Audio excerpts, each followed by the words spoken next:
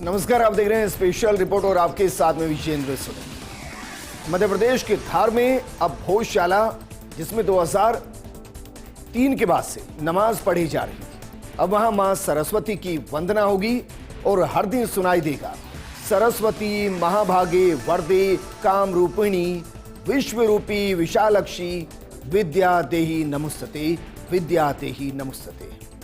क्योंकि अब कोर्ट ने एएसआई के सबूतों के आधार पर माना है कि ये मंदिर है, शिक्षा का मंदिर है और यहां की देवी है मां सरस्वती, जिन्हें वाग देवी भी कहा जाता है। यह मामला वैसे तो हजारों सालों के संघर्ष का प्रतीक है, लेकिन अदालती दरवाजे पर यह विवाद 1995 में पहुंचा। 2003 में हिंदुओं को भोजशाला से एक तरीके से बाहर किया गया, वहां नमाज शुरू हुई, लेकिन अब सबूतों के आधार पर यह तय हो गया है कि यह भोजशाला राजा भोज ने बनवाई थी और यहां मां सरस्वती का मंदिर है। तो चलिए आपको आज की उस भोजशाला की इतिहास से रूबरू कराते हैं, जो हजारों साल पहले आक्रांता का शिकार हुई, फिर अतिक्रमण का, फिर अस्तित्व की लड़ाई लड़ी और आज जीत के बाद फिर से शिक्षा का मंदिर बन गई।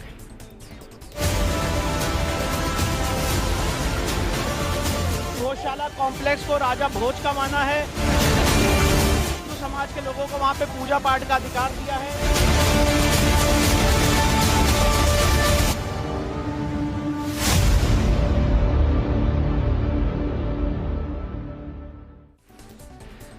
भोजशाला मंदिर है। ये जो आप मेरे पीछे देख रहे हैं, ये वाग देवी की मूर्ति जो यहां प्रतिष्ठित की गई थी, और ये बात आज की नहीं है, ये बात है 1034 ईस्वी की। क्योंकि ज्ञान विज्ञान को बढ़ावा देने के लिए 1034 ईस्वी में राजा भोज ने भोजशाला का निर्माण करवाया। उद्देश्य है ज्ञान साधना और मां सरस्वती की आराधना करना था। भोजशाला नालंदा और तक्षशिला जैसी संस्कृत विश्वविद्यालय थी। सभा भवन सैकड़ों अलंकृत लाल स्तंभों पर आधारित था। शिखर पर देवी देवताओं की मूर्तियां स्थापित थी। यहां कई प्रकांड विद्वान अध्ययन और अध्यापन करते थे। उत्तर और दक्षिण दीवारों पर देवी देवताओं की मूर्तियां उकेरी गई थी। भवन के मध्य में विशाल यज्ञ कुंड बनाया गया। 1035 में बसंत पंचमी पर मां सरस्वती की प्रतिमा की प्राण प्रतिष्ठा की गई, जो प्रतिमा इस वक्त हमारे पीछे आप देख पा रहे हैं। और जानते हैं क्यों? क्योंकि जो महाराजा भोज थे वो 36 तरह के आयुध विज्ञान के ज्ञाता थे और वो आस्थावान थे।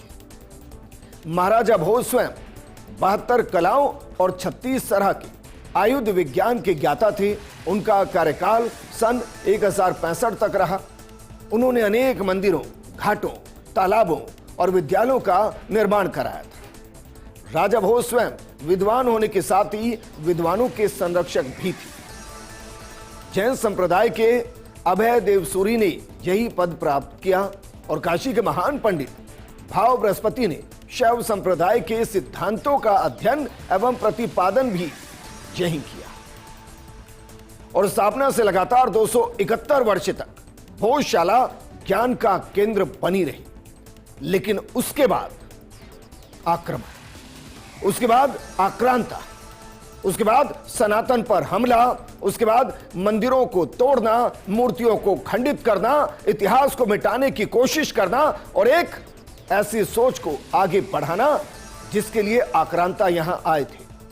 उन्होंने सिर्फ हमारे मंदिरों से सोना चांदी ही नहीं लूटा, वहां की संस्कृति, वहां का ज्ञान, वहां का विज्ञान सब नष्ट करने की कोशिश की। और यहीं से भोजशाला पर एक ऐसा ग्रहण शुरू हुआ जो 1000 सालों तक चला और आज मानो एक नया सूरज उदय हुआ है।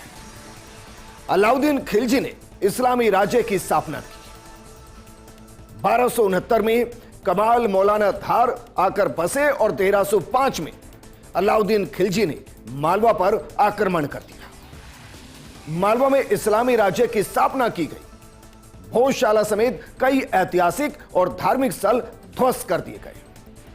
1401 में दिलावर खान गौरी ने विजय मंदिर नष्ट किया। 1514 में महमूद शाह खिलजी द्वितीय ने भोजशाला को मस्जिद में बदलने का प्रयास शुरू किया। भोजशाला के बाहर कमाल मौलाना का मकबरा बनवाया गया और कमाल मौलाना की मृत्यु 1310 में अहमदाबाद में हुई थी। आप सोचिए, मृत्यु के 204 साल बाद मकबरा बनाए जाने का उल्लेख मिलता है।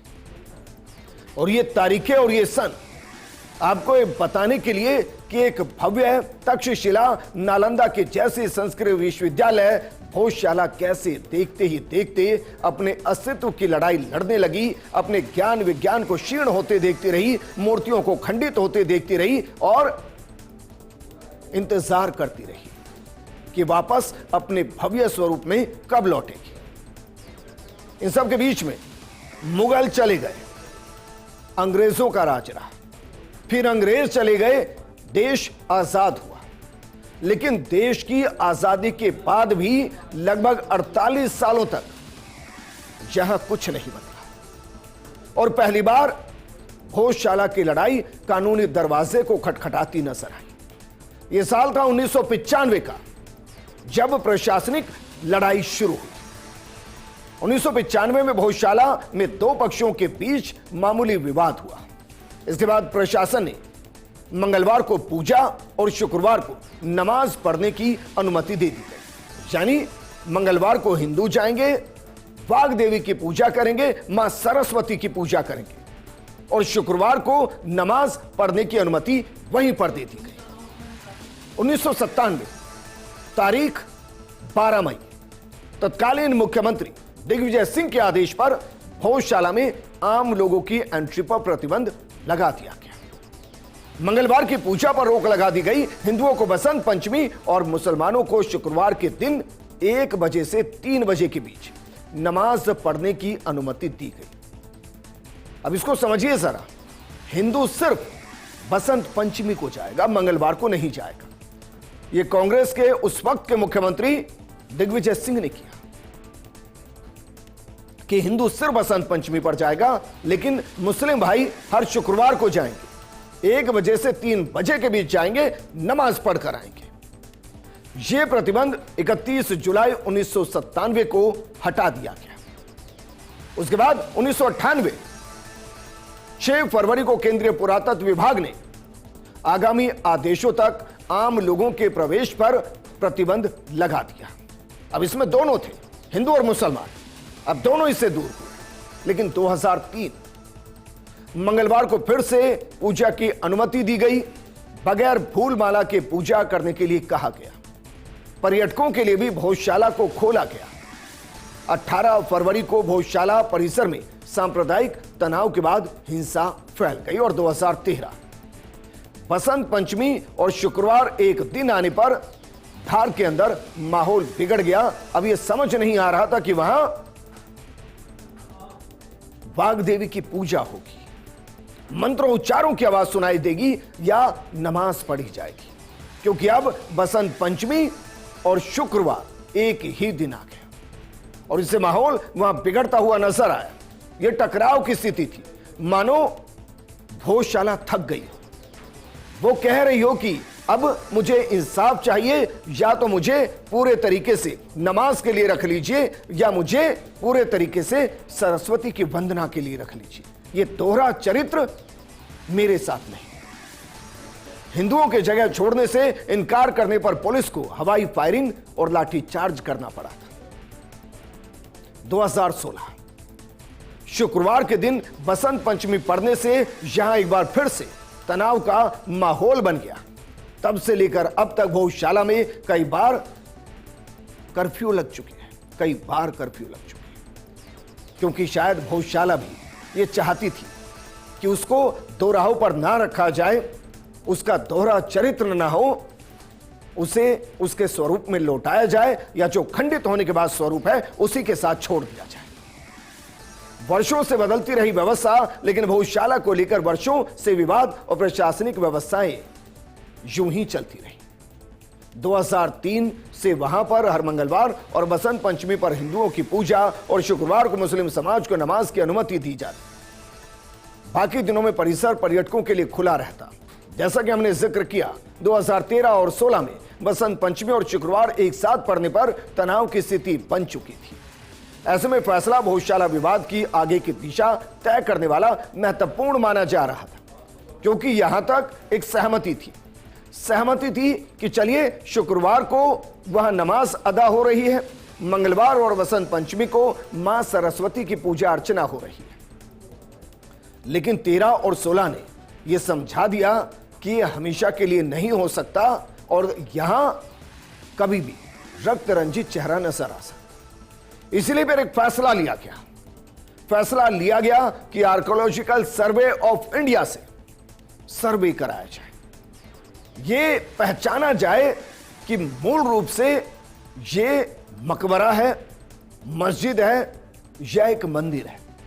इसके अस्तित्व को खंगाला जाए, इसके पत्थरों की कार्बन डेटिंग की जाए, इसकी मूर्तियों को पहचाना जाए, इसके स्वरूप को पहचाना जाए कि मस्जिद का स्वरूप है या मंदिर का।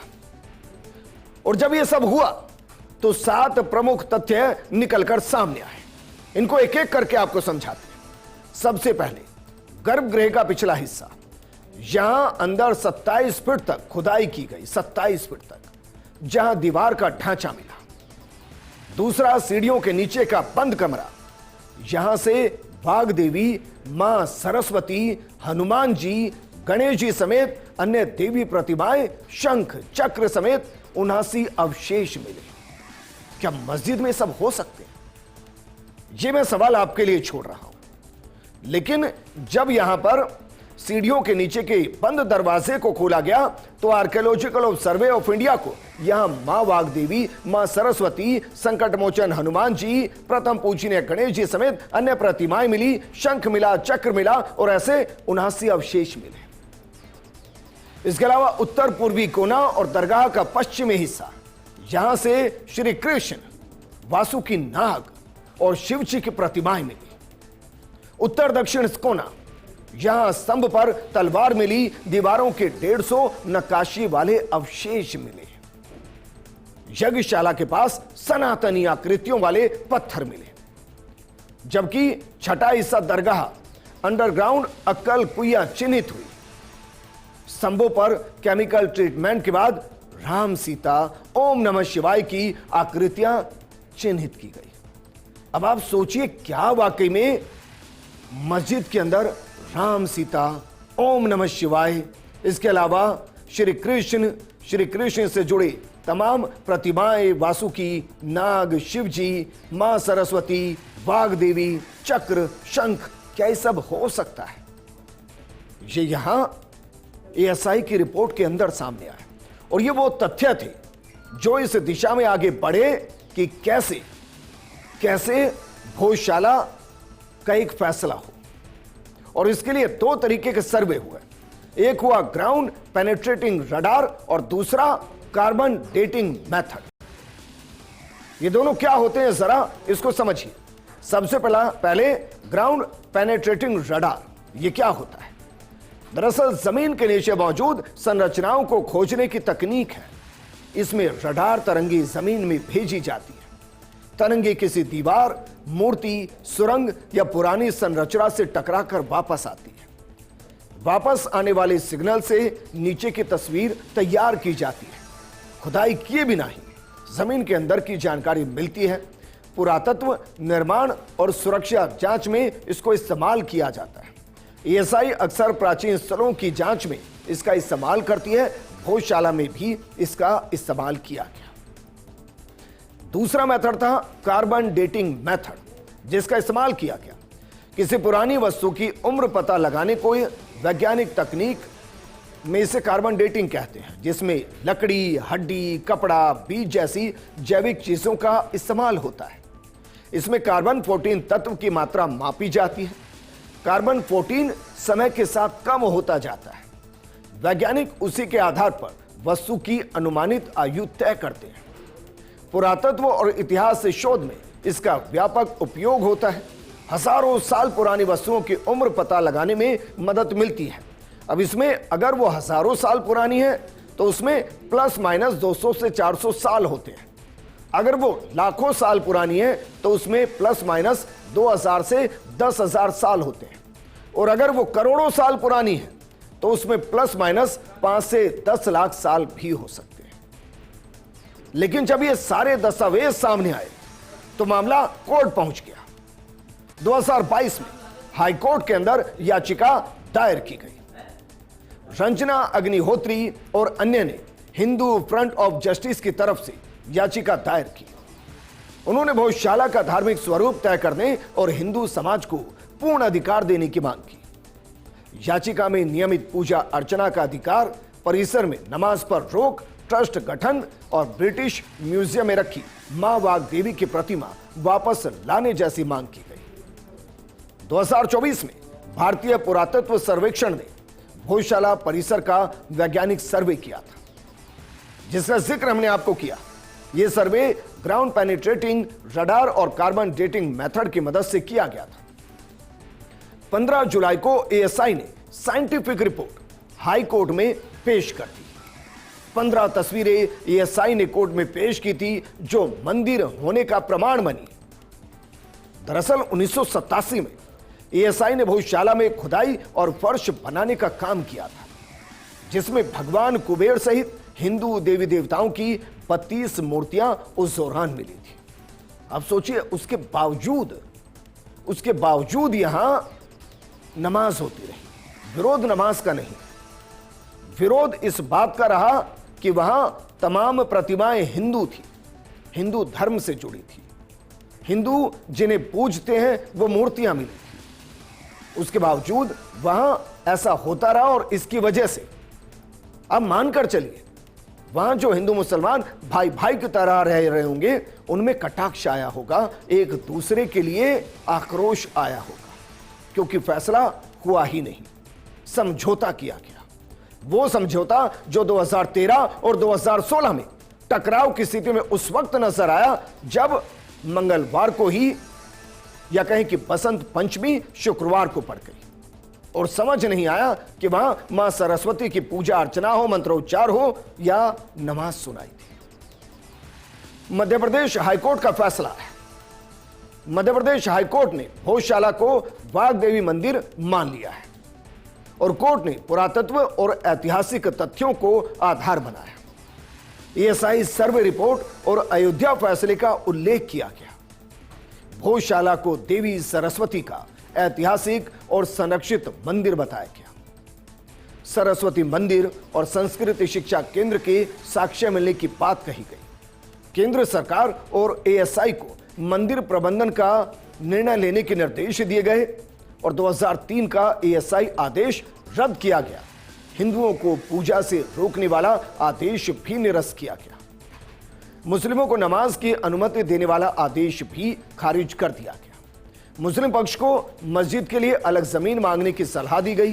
प्राचीन स्मारकों, मंदिरों और देव प्रतिमाओं के संरक्षण पर जोर दिया गया है और मुमकिन है आने वाले कुछ महीनों में या सालों में हो सकता है मां वाग्देवी की मूर्ति आपको भोजशाला में एक बार फिर से नजर आए। लेकिन सुनवाई के दौरान किसने क्या तर्क दिए, फैसला हो चुका है। भोजशाला अब मंदिर है, लेकिन कोर्ट में तर्क क्या दिए गए? सबसे पहले हिंदू पक्ष की तरफ से क्या तर्क दिए गए? भोजशाला पर प्लेसेस ऑफ वर्शिप एक्ट लागू नहीं होता। भोजशाला एएसआई द्वारा संरक्षित स्मारक है। 1951 के प्राचीन स्मारक अधिनियम की सूची में भोजशाला दर्ज है। अश्विनी उपाध्याय केस के तर्क यहां लागू नहीं किए जा सकते।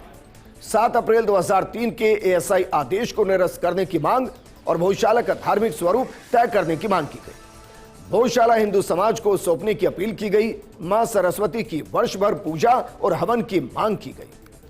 मुस्लिम पक्ष की तरफ से क्या कहा गया? उन्होंने कहा कि अभी स्पष्ट नहीं कि भोजशाला मंदिर है, मस्जिद है या जैनशाला है। धार्मिक स्वरूप तय करने का अधिकार सिविल कोर्ट को बताया। हाईकोर्ट केवल रिट अधिकार क्षेत्र में सुनवाई कर रहा है। एएसआई सर्वे की वीडियोग्राफी पर सवाल उठाए, रंगीन तस्वीरें उपलब्ध नहीं कराने का आरोप लगाया। अयोध्या मामले का हवाला दिया गया। भोजशाला में स्थापित मूर्ति नहीं होने की दलील दी गई। जैन समाज की तरफ से क्या तथ्य दिए गए और क्या यहां तर्क दिए गए?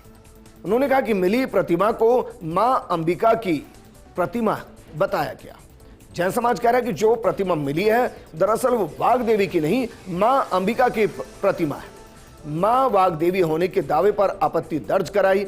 सीहोर के अंबिका मंदिर जैसी प्रतिमा होने का दावा किया गया।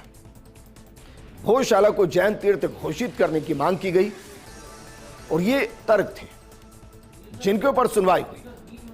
अब चूंकि भोजशाला को हाईकोर्ट ने मंदिर घोषित कर दिया है, ऐसे में मुस्लिम पक्ष सुप्रीम कोर्ट जाने की बात कर रहा है। धार शहर काजी वकार सादिक ने कहा कि फैसले का सम्मान है। सलमान खुर्शीद साहब और शोभा मेनन ने तथ्य रखे थे, हम फैसले की समीक्षा करेंगे, इसके बाद हम सुप्रीम कोर्ट जाएंगे। कोर्ट में तर्क दिया, परिसर लंबे समय से कमाल मौला मस्जिद के रूप में उपयोग हो रहा है। धार्मिक स्वरूप तय करने का अधिकार सिविल कोर्ट को है। लेकिन आप जानते हैं, आप सोचिए वहां की स्थिति क्या बनी होगी, क्योंकि जब यह फैसला भी आ रहा था तो वहां रिजर्व पुलिस बल और रैपिड एक्शन फोर्स तैनात की गई थी और वो वहां तैनात है अभी भी।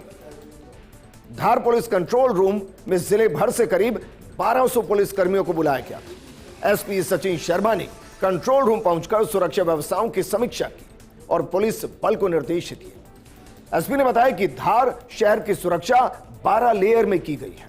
रिजर्व पुलिस बल और रैपिड एक्शन फोर्स को भी अलर्ट पर रखा गया है।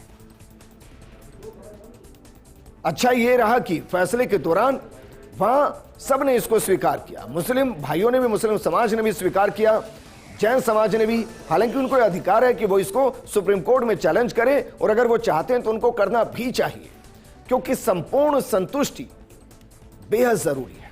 क्योंकि असंतोष की एक बूंद या एक बीज भी कब विकराल रूप धारण कर ले यह कहा नहीं जा सकता।